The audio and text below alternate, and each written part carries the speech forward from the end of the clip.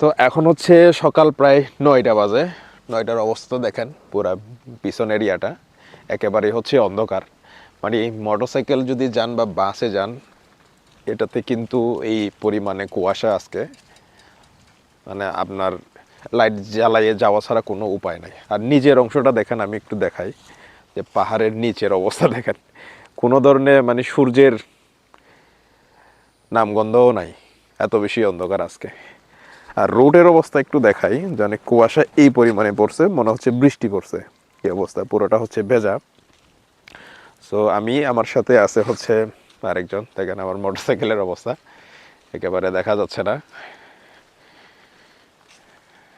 তো পাহাড়ের মজাটা হচ্ছে এটা, আপনার বর্ষাকালে আসুক বা শীতকালে, এখানের কি বলবো এটাকে, মানে সিজনগুলা এত বৈচিত্র্যপূর্ণ।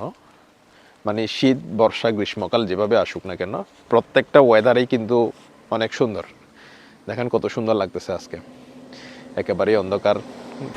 মানে বছরের প্রথম কুয়াশার যে গায়ে লাগলে যে অনুভূতিটা হয়, মানে শহর থেকে আসলে একটু গরম থাকে, আর এখানে ঢোকার পর হচ্ছে আপনি মনে হচ্ছে মেঘের রাজ্যতে ঢুকে গেছেন। সামনে হয়তো আরও বেশি ভালো সিন পাবো বা মেঘ পাবো।